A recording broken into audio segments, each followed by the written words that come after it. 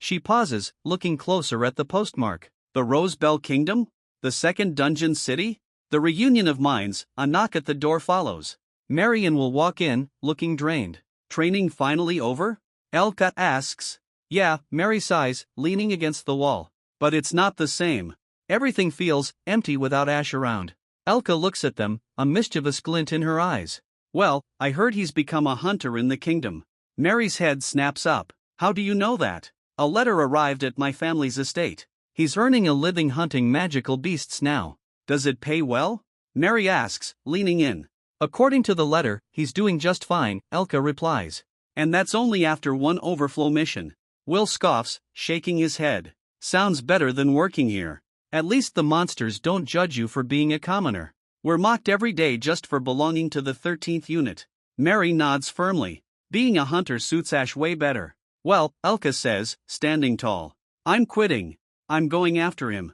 Marion will stare at her in shock. You're serious? You're actually going to chase him? I am, Elka confirms. Will looks at the floor, then at Mary. I've been thinking about quitting too. Maybe I'll take over my family's merchant business. What? Mary groans. Then it'll be unbearably boring here. Fine. I'm becoming a hunter too. Working with Ash again sounds like the only fun thing left to do. Mary looks at the map. So, where is he? The first dungeon city? I'm going there after I speak with my family, Elka says, sounding a bit possessive. Mary laughs. I can't believe you kept this from me. But after today, the 13th unit is officially done. Back at the Hunter Association, Ash approaches the counter. Here to complete your registration? May asks with a warm, bright smile. I am. Thank you, Ash replies. Welcome. Honestly, I still can't believe someone so strong and handsome is joining us. May continues to gush, her energy bubbling over. Ash begins to tune her out slightly, offering a polite nod as she hands him a stack of forms. Just fill these out, and I'll get you registered officially, she says, giving him a playful wink. A few minutes later, May returns, sliding a sleek card across the counter. Your hunter license. You must present this every time you enter or exit a dungeon. That's how we keep track of you. If you don't come out, we send a search party. Well organized, Ash notes. It's good to know someone's watching my back. A few more rules, May says, her tone becoming a bit more serious. Everything you find at claws, fangs, fur must be submitted to the association. No keeping materials for personal use. And, you aren't permitted to renounce your citizenship. We can't have dungeon secrets leaking to other nations. Ash raises an eyebrow. Strict. But I suppose it makes sense. Then, officially, welcome to the association. Thank you, Ash says. I'll do my best. Ash heads to the second dungeon entrance. He shows his license to the guard, who gives him a curt nod. Proceed. As Ash steps forward, a man bumps roughly into his shoulder, knocking his card to the ground. The man picks it up, sneering at the beginner mark on the corner. New, huh? Listen, kid, if you don't want to die, stay on the shallow floors. This place eats amateurs for breakfast. Ash just takes the card back, brushing off the comment. Whatever his problem is, I've got work to do. He steps through the heavy stone archway. This is it. His first time exploring alone. Slow and steady, he whispers to himself. Deep in the shadows of the first floor, he hears voices, laughter and cheering. A group of teenagers are huddled together, excitedly holding up a small, glowing magic stone. Ash observes the group of children and remarks that they appear quite youthful, leading him to wonder what business they have in such a place. In response, they clarify that they are currently engaged in slime fishing. When Ash inquires about the nature of this activity, the youngsters describe how tossing vegetables into a pond attracts slimes to the surface. Once the creatures are lured out, their central cores can be pierced with a blade, which serves as a simple method for collecting small magic stones. Ash reflects on this, noting that the process truly does resemble traditional fishing. One of the children points out that slimes are generally non-aggressive monsters, making this a straightforward way to collect some extra spending money.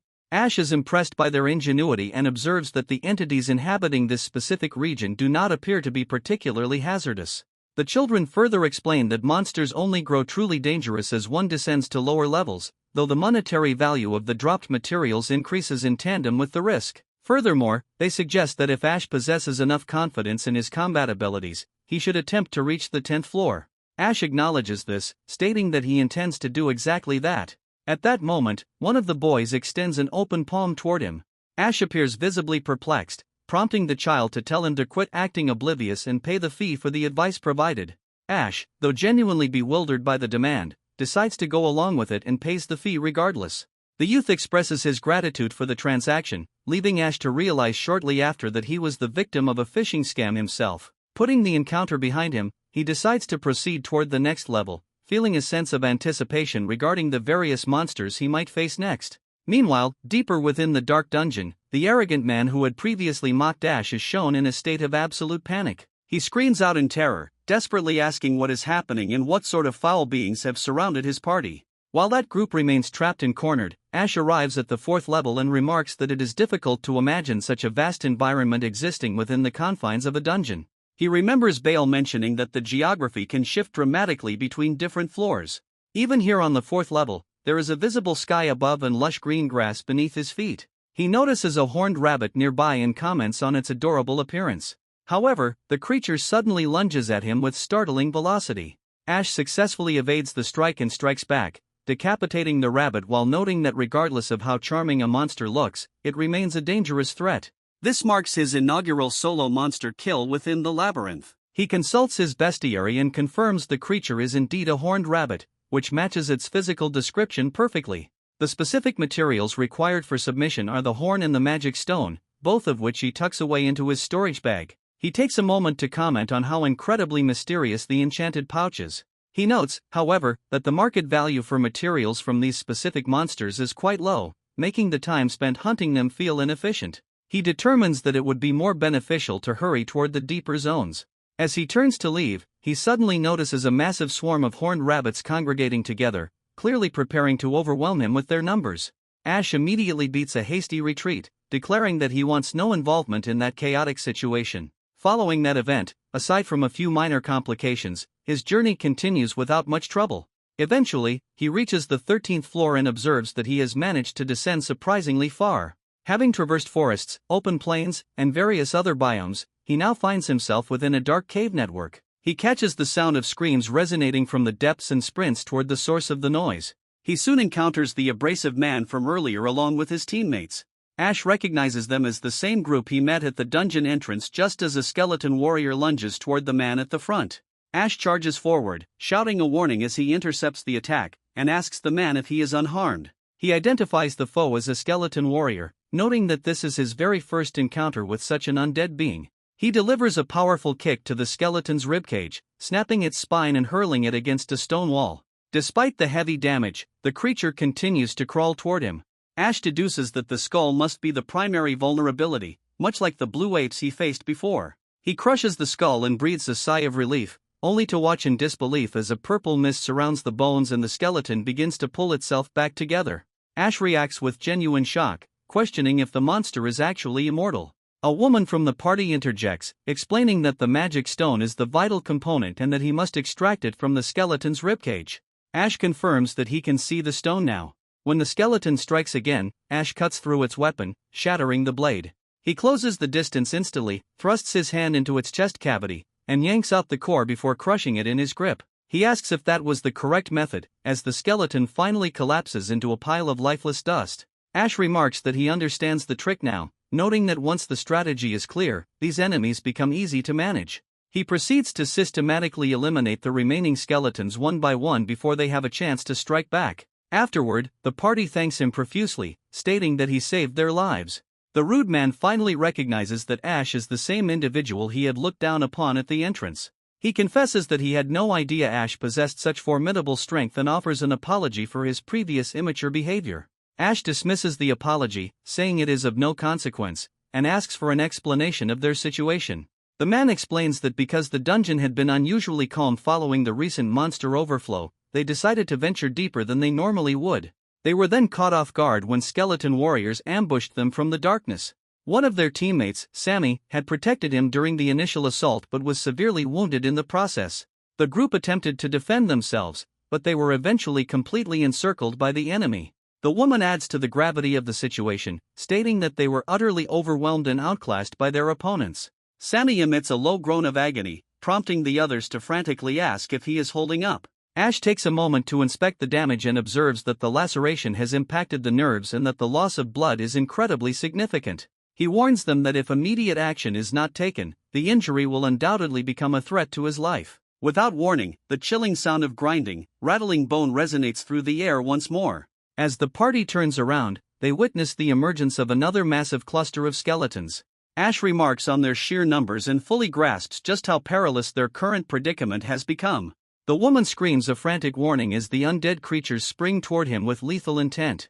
Ash manages to cut them down efficiently, but he watches as they instantly begin to piece themselves back together through regeneration. He silently scolds himself for failing to keep that crucial detail in mind during the heat of battle. He barks an order for the others to evacuate Sammy from the area immediately, and they begin their retreat.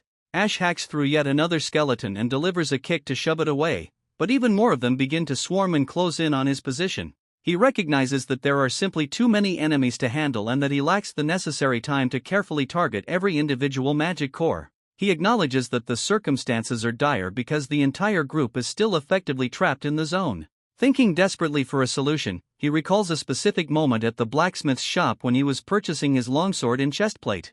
At that time, the smith had insisted on providing him with an additional piece of equipment. This item was a specialized smoke bomb. The device is packed with materials harvested from aggressive monsters and is specifically crafted to drive away nearby creatures. The blacksmith had assured him it would prove invaluable during a crisis. Ash questions whether the tool will actually be effective, but he begins frantically searching through his gear until he finally locates it. He retrieves the bomb, takes careful aim, and hurls it directly into the thick of the mob, hitting one skeleton squarely in its face. A dense, obscuring smoke immediately billows out in every direction. The woman expresses doubt, questioning if a device like this could possibly have an effect on mindless skeletons. Ash admits that if the plan fails, they are all doomed, so he is pinning his hopes on its success. To their surprise, the skeletons freeze mid-motion, and the party feels a surge of excitement as they realize a window of opportunity has opened. Ash declares that this is their sole chance to survive and insists that they must make their escape at once. He hoisted Sammy onto his shoulder and began the process of carrying him to safety. They successfully reach the stairwell and withdraw to a more secure floor, having narrowly avoided a fatal encounter. Ash notes that Sammy's right arm might be damaged beyond the point of recovery, but stresses that first aid is still a necessity because he will bleed out otherwise. He commands the others to pry Sammy's mouth open, explaining that he is going to administer a healing potion. The man observes that the flow of blood has finally decelerated, and Ash immediately dictates that they must get back to the surface with the greatest possible speed. They sprint directly back to the Adventurers Association. Ash slams the door open and loudly proclaims that they have a person in critical condition who requires a physician's help immediately. Once the medical staff has carried Sammy off for treatment, Ash collapses onto a sofa, noting that everything from this point forward rests in the hands of the doctor. The two surviving adventurers begin to offer their apologies over and over again. Ash tells them to set their worries aside, explaining that providing mutual aid is a natural part of being an adventurer and there is no reason to fixate on the matter. Roughly an hour later, the physician emerges from the room and shuts the door behind him. The group anxiously inquires about Sammy's status. The doctor clarifies that Sammy would certainly have perished had it not been for the timely administration of the potion. Both adventurers express a sense of profound relief, though the doctor notes that they could save his life but not his arm, as the treatment was applied too late for the limb. The group reaches a consensus that his survival is what truly matters, and even if Sammy is unable to participate in combat, he can still find work as a porter. The woman adds that even if he decides to retire from the hunting profession entirely, he will be alright because he is not the sort of person to simply give up on life. Ash remarks that he is envious of the way they can depend on one another, and he wonders silently about the current state of his own former unit. The narrative then jumps forward by an entire month. The men who had accompanied him during his initial exploration with Bale ask him if he truly has no desire to join a formal party. Ash confirms that he does not intend to do so, and they suggest that he should at least think about joining their own group of physically powerful warriors. Ash let out a laugh while smoking and says that he would prefer to decline that offer. Tama mentions hearing that the Golden Knight had also extended an invitation to Ash. Ash confirms that their leader, a man named Kyle, did indeed invite him. Ash notes that Kyle spoke with a somewhat arrogant and pompous tone, to which Tama replies that while Kyle is certainly talented, his personality is quite grating. He then mentions a growing rumor regarding a named monster that is reportedly wandering the 14th floor. Ash asks for clarification on what that term signifies. The man explains that named monsters are exceptionally rare beings that only occasionally manifest within the dungeons. According to the latest reports, This particular creature was clad in suit of black armor and possessed no head. The sighting has caused a significant commotion because the entity was identified as a Dullahan. Tama offers a stern warning to Ash, noting that named monsters are incredibly powerful and urging him to remain cautious. Ash admits he is curious to see if it is an opponent he could manage on his own. Just then, a woman enters the tavern, capturing the gaze of everyone present as they remark on her exceptional beauty. As she approaches Ash's side, Tama notes that this type of attention is exactly why he keeps encouraging Ash to join their party. Ash begins to laugh and starts to offer an apology, but suddenly Elka appears from behind him, pressing her chest against the back of his head and shielding his eyes with her hands, playfully challenging him to identify who she is. Ash spins around in total shock, demanding to know what has brought her to this location so unexpectedly. Elka answers simply that her primary reason for coming was to see him again.